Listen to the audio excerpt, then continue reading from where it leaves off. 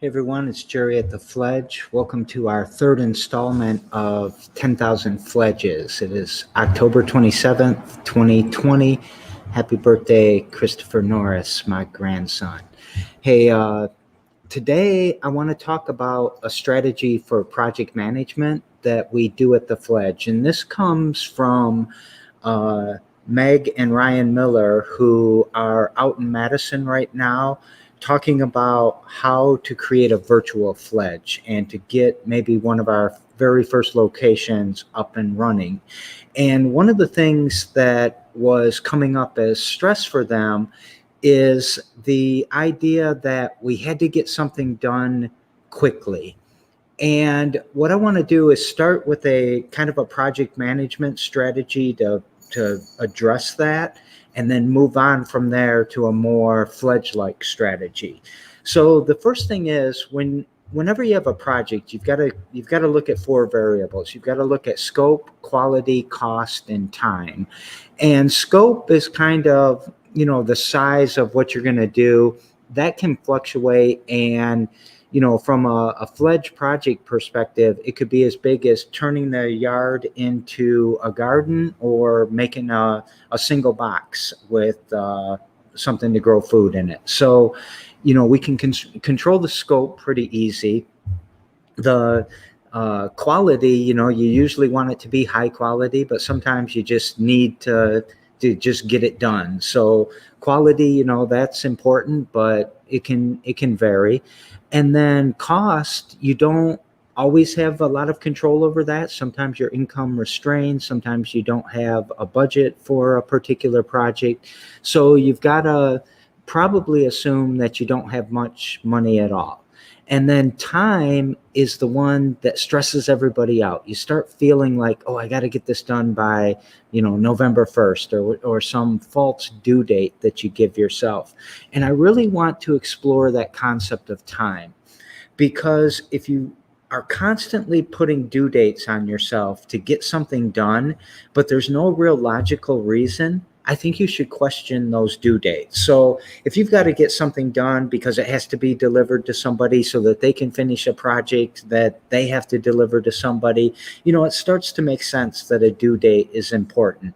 But if you're doing a big ass painting, 13 feet by 8 feet, and you're just kind of doing it for yourself, then time really doesn't matter. There's no constraint that we have to get this done quickly and all of that. And you can take your time, putting as much quality, getting a bigger scope, or, minimizing your cost by waiting for things to come to you. So I'm not in a hurry to get to 10,000 Fledges. And I'm not saying we don't have a plan, but when one or two or three start to pop up, we'll see where it goes and kind of let things emerge as they come. And I want to explore that a little bit too, because one of the things we try to do at the Fledge is be radically inclusive, right? So we try to accept everybody and every project that they want to do.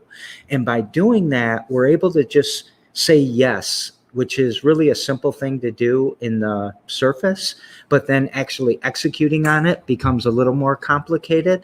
But at the same time, these are relatively small projects that people want to do. And we say yes to a lot of small projects that then start to blow up into a more complicated or set of projects that have a lot of moving parts. And so that complication starts to create this complexity that creates an unpredictability, which eventually leads to chaos. And out of chaos comes a creation. But what most people try to do is they try to control that chaos and they try to predict what that creation is going to be.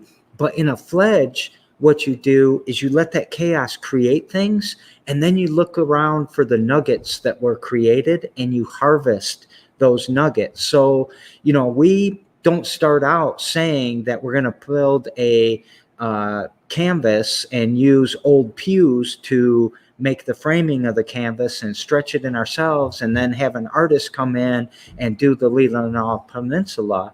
That's just a nugget that came out of the chaos because we weren't trying to control everything. When you try to control everything, that chaos spins you by a lot of the important things and makes you make poor decisions, do things that you don't want to do, feel a lot of stress. And what we're really just trying to do is create an environment where opportunity percolates to the top. So when you create a Fledge, it's not necessarily on a timeline. It's not necessarily on, you've got a bunch of people that have to be in a bunch of spots at a bunch of different times, and it all has to be planned out. It's much more fluid and much more dynamic and much more on a spectrum or on a series of continuum that we judge how we're doing. And, if we're moving forward and people are getting happier and people are getting fed, we're doing just fine. So thanks for watching another episode of 10,000 Fledges, and I'll see you next Tuesday.